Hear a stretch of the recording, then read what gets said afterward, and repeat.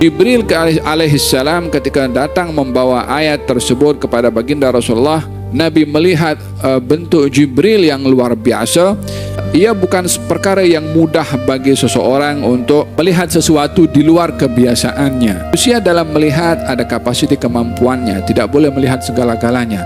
Coba kalau ada cahaya yang nampak begitu kuat, maka mata tak mampu untuk berhadapan. Kita kalau melihat kilat itu dengan begitu dahsyatnya, kita pun akan terpejam mata kita secara otomatik, sebab kita tak boleh eye contact dengan cahaya yang begitu kuat. Ini menunjukkan kelemahan yang ada pada mata. Sama juga dengan telinga. Telinga ini ada batasan-batasan tersendiri untuk dia boleh mendengar. Kalau terlalu kuat boleh memecahkan gendang telinga kita. Demikian juga pada mengangkat barang ataupun berjalan sejauh mana ada keterbatasan. Namun demikian juga berlaku dalam menyaksikan malaikat. Tidak semua orang boleh mudah untuk melihat malaikat disebabkan kelemahan dan keterbatasan yang ada pada manusia itu sendiri. Rasulullah dipersiapkan oleh Allah untuk boleh melihat kepada malaikat dengan dilakukan pembedahan terlebih dahulu, di mana pembedahan ini adalah untuk memberikan kekuatan kepada Nabi SAW supaya boleh berhadapan dengan situasi yang manusia tidak boleh untuk berhadapan dengannya. Seperti baginda Rasulullah SAW kalau malam matanya terpejam, hatinya tidak. Sebetulnya Nabi kalau bangun tidur tak batal, dia punya wudhu, sebab tahu apa yang berlaku dalam keadaan ia tidur. Ini tidak berlaku kepada manusia yang lain. Baginda Rasulullah Isra Mi'raj tanpa ada alat oksigen untuk menembusi ke atas tersebut, menembusi alam-alam yang tidak mampu. Manusia sampai di atas, sampai ruang hampa udara, maka perlu oksigen untuk bernafas. Itu tidak berlaku kepada baginda Rasulullah SAW. Dan juga termasuk melihat apa yang disaksikan, keajaiban-keajaiban yang dilihat oleh baginda Rasulullah, termasuk melihat kepada Jibril alaihissalam. Dipersiapkan demikian oleh Allah supaya Nabi boleh berhadapan dengan situasi yang orang lain tidak boleh, hanya kecuali kepada seorang Nabi sahaja. Melihat keadaan itu kemudian baginda dipeluk oleh Jibril.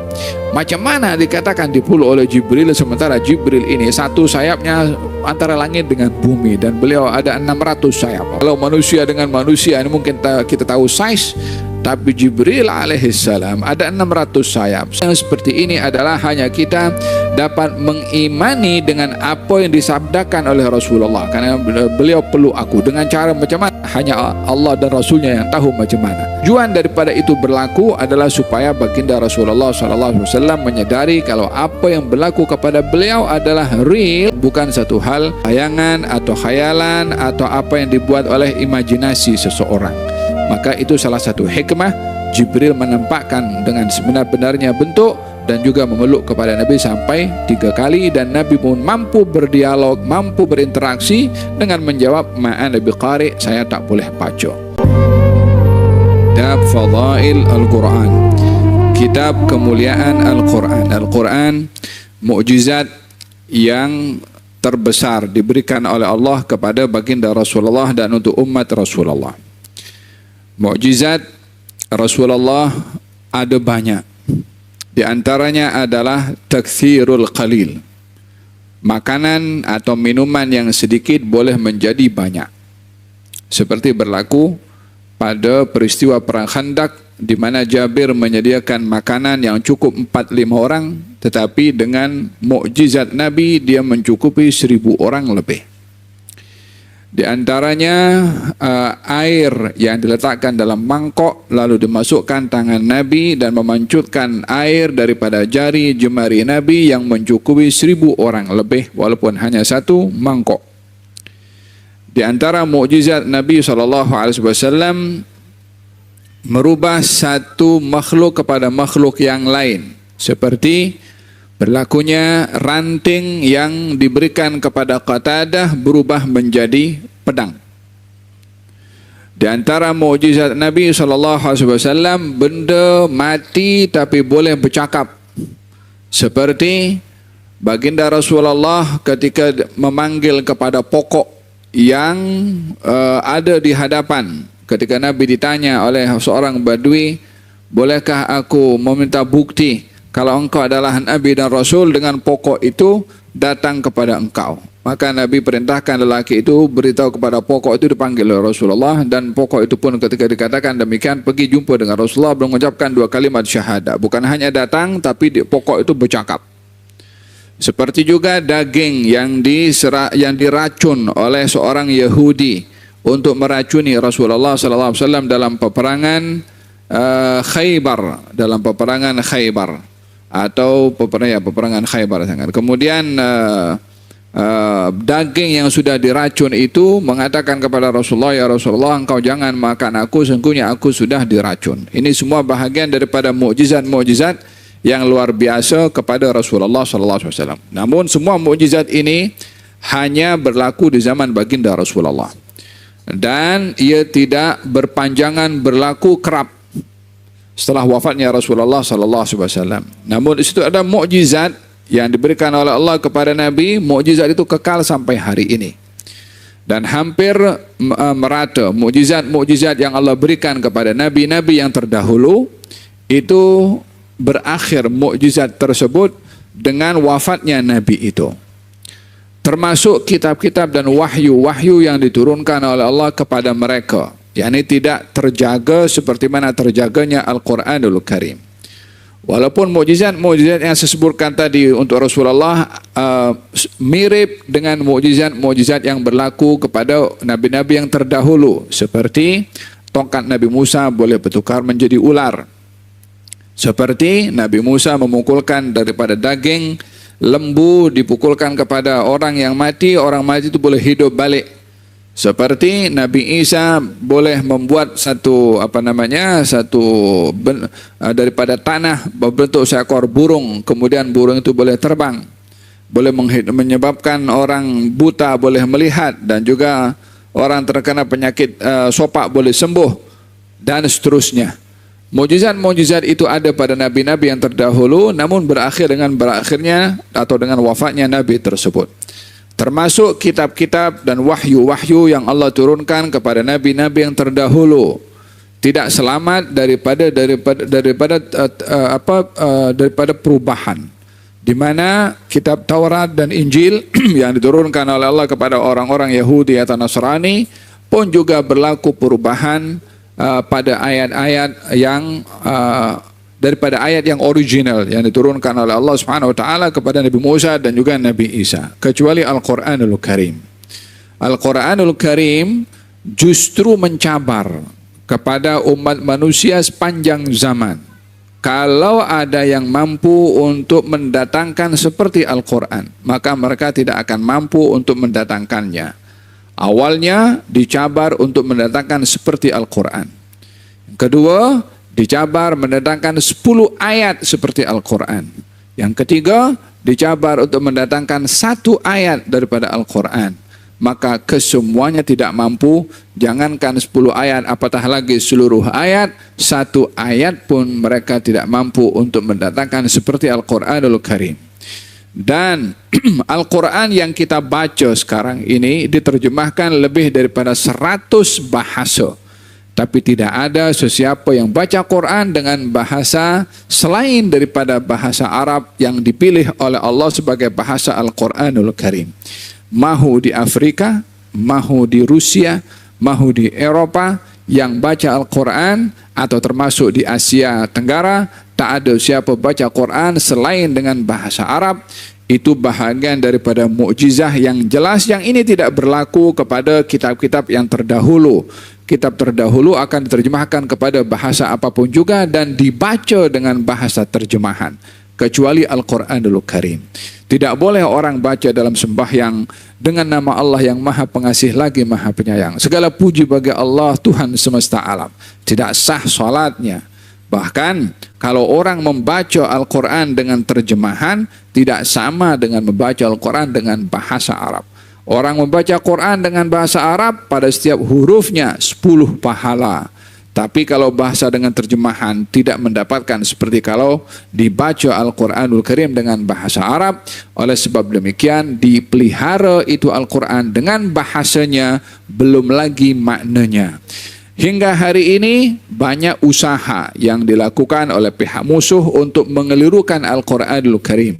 merubah barisnya, menambahkan hurufnya, mengurangkan hurufnya. Namun semua tidak berjaya dengan ramainya para hufaz yang belajar dan menghafal Al-Quranul Karim, sehingga tak ada sesiapa yang berjaya untuk menambahkan atau mengurangkan ataupun merubah baris akan Al-Quranul Karim atau merubah maksud akan Al-Quranul Karim. Dan ini adalah sesuai dengan apa yang Allah janjikan, inna nahnu nazzalna dzikra wa inna lahu lahafizun. Kami yang turunkan Quran, kami yang akan jaga.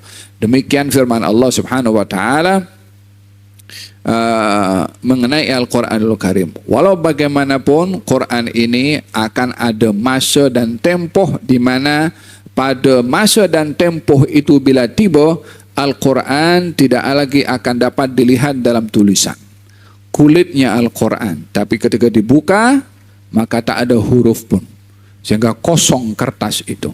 Walaupun kita nampak banyak cetakan Al-Quran zaman ini, tapi satu hari nanti akan hilang itu huruf-huruf Al-Quranul Karim sebagai tanda hari kiamat semakin hampir, sehingga tidak berlaku hari kiamat sementara Quran ada. Karena adanya Quran adalah sebab turunnya rahmat. Bagaimana kiamat akan berlaku sementara Al-Quran masih bertulis dalam kitab-kitab, sehingga dengan demikian tidak berlaku hari kiamat selagi Quran masih ada di atas muka bumi ini bertulis. Dan selagi masih ada orang yang membaca Quran atau menghafal Al-Quran, tidak akan berlaku hari kiamat. Tapi akan berlaku hari kiamat bila Quran diangkat oleh Allah Subhanahu wa taala daripada dada orang-orang yang menghafal atau daripada tulisan-tulisan yang ada dalam kertas, sehingga orang yang menghafal nak sebut Bismillahirrahmanirrahim pun tak sanggup. Macam tu, macam hilang daripada ingatan dia. Kalau orang boleh berlaku hilang ingatan, dia boleh lupa segala-galanya, hari kiamat nanti pun akan berlaku demikian. Orang akan lupa akan Al-Quranul Karim dan juga akan dihapus ini Al-Quran, barulah akan berlaku hari kiamat. Oleh sebab itu, kata Sayyidina Abdullah bin Mas'ud, beliau berkata, bacalah Al-Quran sebelum Quran itu diangkat. Yani sebelum Al-Quran itu diangkat oleh Allah Subhanahu wa taala. Al-Quranul Karim sebagai mukjizat yang kekal dan sesuai dengan setiap zaman. Al-Quran ini isinya bukan hanya nasihat atau menjelaskan hukum hakam sahaja, seperti berlaku kepada kitab-kitab yang terdahulu yang banyak di dalamnya mengandungi nasihat dan juga arahan, perintah, larangan dan seterusnya. Tapi Al-Quran ini adalah membahas tentang cara kita hidup, lifestyle kita itu dibimbing oleh Al-Quranul Karim. Al-Quran berbahas tentang kehidupan rumah tangga. Al-Quran berbahas tentang hidup bernegara. Al-Quran membahas tentang hidup bermasyarakat. Al-Quran mengajarkan hidup sehat. Al-Quran mengajarkan kepada kita tanggung jawab kepada alam semesta ini. Al-Quran membahas tentang ilmu astronomi. Al-Quran membahas tentang ilmu al-ajinnah atau embrio, ilmu kandungan. Al-Quran membahas tentang ilmu pergunungan. Al-Quran membahas tentang perbintangan, sehingga kita dapati dalam Quran banyak ilmu-ilmu yang modern hari ini dapat dikaji oleh ramai umat manusia. 14 abad yang lalu sudah pun diturunkan sentuhan ayat-ayatnya oleh Allah Subhanahu wa taala di dalam Al-Quranul Karim dengan pelbagai macam ayat yang mengajak kepada kita untuk bertafakur, seakan-akan dengan penemuan-penemuan yang ada kita dapati di zaman ini, kita dapati Al-Quran serasi seiring dengan penemuan-penemuan tersebut. Di dalam Al-Quran berbahas tentang ilmu binatang, dibahas tentang ilmu tentang tentang nyamuk. Ya, kan kita nama nyamuk. Daraballahu mathalan ba'udatan wa ma fawqaha. Daraballahu daraballahu Inna Allah la yastahi an yadriba mathalan ma ba'udatan fama fauqaha. Kalau Allah tidak malu untuk nak mendedahkan tentang ilmu mengenai nyamuk atau yang lebih besar daripada nyamuk.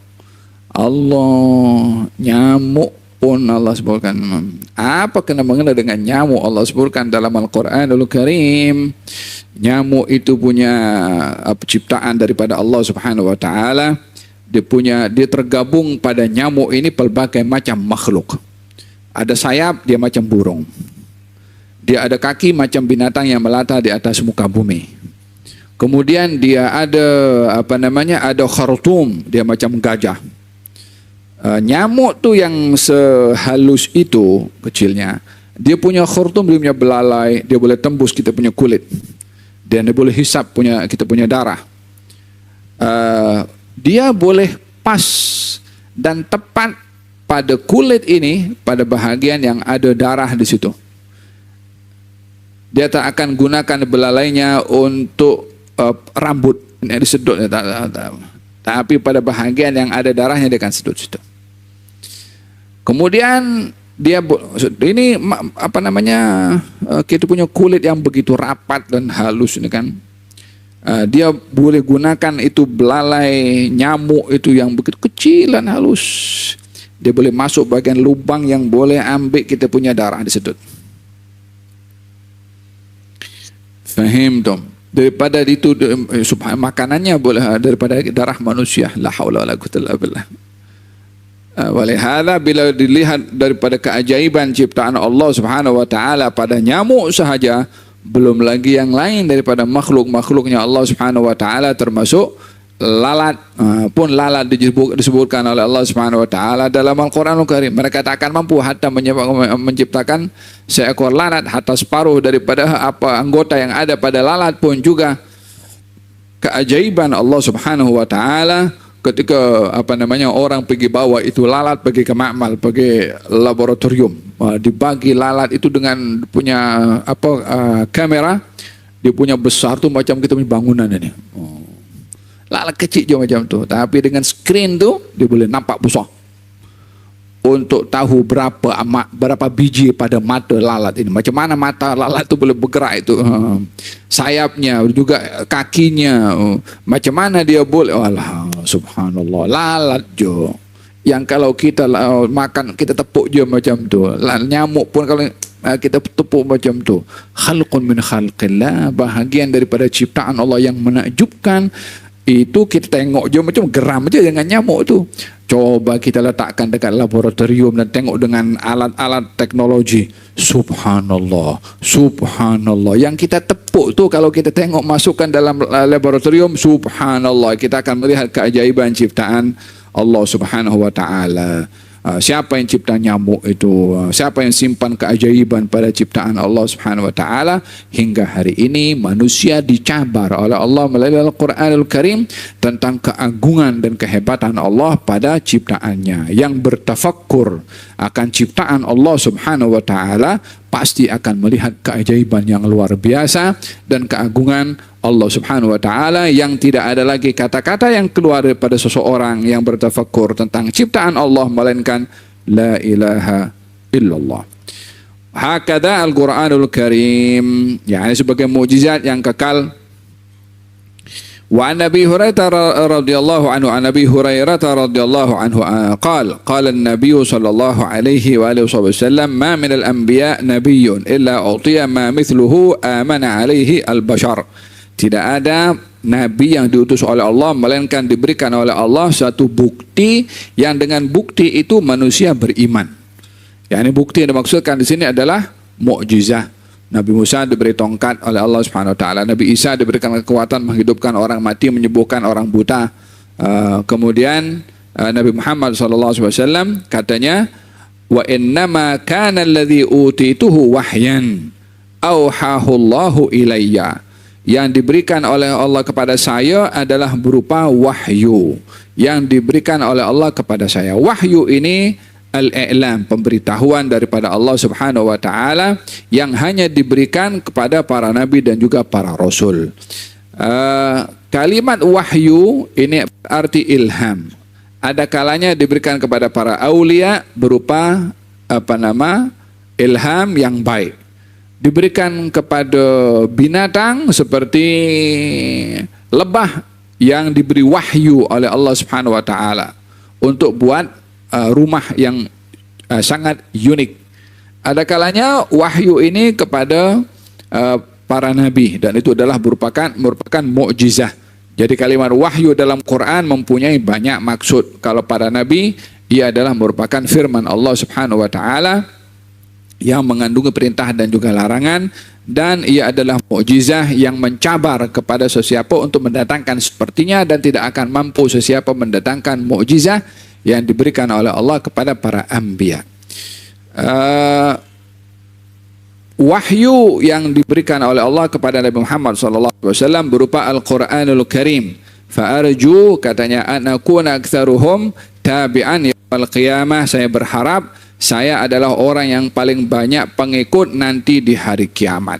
Sehingga hari ini orang atau golongan penganut agama yang setia dan masih konsisten dengan kitabnya adalah kaum orang-orang Islam yang masih berpegang kepada Al-Quran, berpegang kepada wahyu yang tidak berubah daripada awal diturunkan oleh Allah kepada junjungan Nabi Muhammad sallallahu alaihi wa ala alihi wasallam.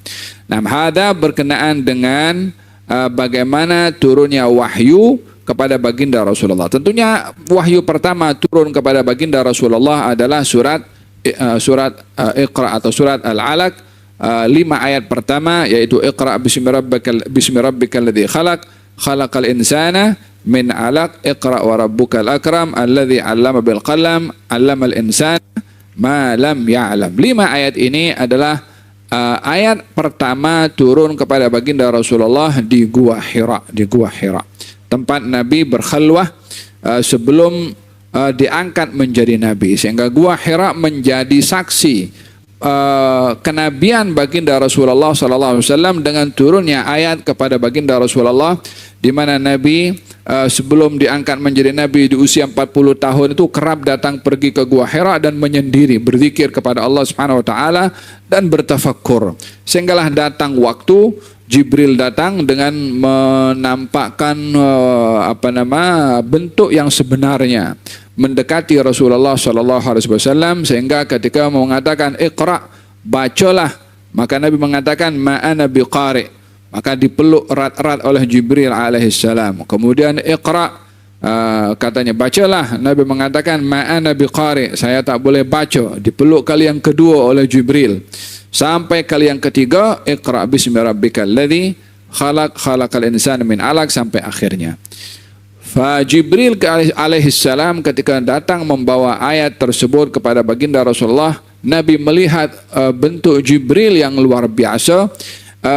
Ia bukan perkara yang mudah bagi seseorang untuk melihat sesuatu di luar kebiasaannya. Kalau kita melihat ada orang yang berada dalam situasi yang sangat menakutkan, bila dia kembali kepada keadaan normal, kesan daripada situasi yang menakutkan itu masih menjadikan ia menjadi trauma. Kadang-kadang matanya terbeliat terus seperti itu, sehingga tak boleh berkedip disebabkan keadaan trauma yang dilalui, yang tidak mampu manusia itu melihat mengikut kapasiti kemampuan manusia. Manusia dalam melihat ada kapasiti kemampuannya, tidak boleh melihat segala-galanya. Coba kalau ada cahaya yang nampak begitu kuat, maka mata tak mampu untuk berhadapan. Kita kalau melihat kilat itu dengan begitu dahsyatnya, kita pun akan terpejam mata kita secara otomatik, sebab kita tak boleh eye contact dengan cahaya yang begitu kuat. Ini menunjukkan kelemahan yang ada pada mata. Sama juga dengan telinga. Telinga ini ada batasan-batasan tersendiri untuk dia boleh mendengar. Kalau terlalu kuat boleh memecahkan gendang telinga kita. Demikian juga pada mengangkat barang ataupun berjalan sejauh mana ada keterbatasan. Namun demikian juga berlaku dalam menyaksikan malaikat. Tidak semua orang boleh mudah untuk melihat malaikat disebabkan kelemahan dan keterbatasan yang ada pada manusia itu sendiri. Rasulullah dipersiapkan oleh Allah untuk boleh melihat kepada malaikat dengan dilakukan pembedahan terlebih dahulu, di mana pembedahan ini adalah untuk memberikan kekuatan kepada Nabi SAW supaya boleh berhadapan dengan situasi yang manusia tidak boleh untuk berhadapan dengannya. Seperti baginda Rasulullah SAW, kalau malam matanya terpejam, hatinya tidak. Sebab itu Nabi kalau bangun tidur tak batal, dia punya wudu, sebab tahu apa yang berlaku dalam keadaan ia tidur. Ini tidak berlaku kepada manusia yang lain. Baginda Rasulullah Isra Mi'raj tanpa ada alat oksigen untuk menembusi ke atas tersebut, menerokai atau menembusi alam-alam yang tidak mampu. Manusia sampai di atas, sampai ruang hampa udara, maka perlu oksigen untuk bernafas. Itu tidak berlaku kepada baginda Rasulullah SAW. Bagaimana boleh tembus semua itu? Dan juga termasuk melihat apa yang disaksikan, keajaiban-keajaiban yang dilihat oleh baginda Rasulullah, termasuk melihat kepada Jibril alaihissalam. Dipersiapkan demikian oleh Allah supaya Nabi boleh berhadapan dengan situasi yang orang lain tidak boleh, hanya kecuali kepada seorang Nabi sahaja. Melihat keadaan itu, kemudian baginda dipeluk oleh Jibril. Macam mana dikatakan dipeluk oleh Jibril, sementara Jibril ini satu sayapnya antara langit dengan bumi, dan beliau ada 600 sayap. Macam mana nak peluk ni? Oh, subhanallah. Kalau manusia dengan manusia ini mungkin kita tahu saiz, tapi Jibril alaihissalam ada 600 sayap. Satu sayap seluas langit dan bumi. Macam mana peluk Nabi SAW?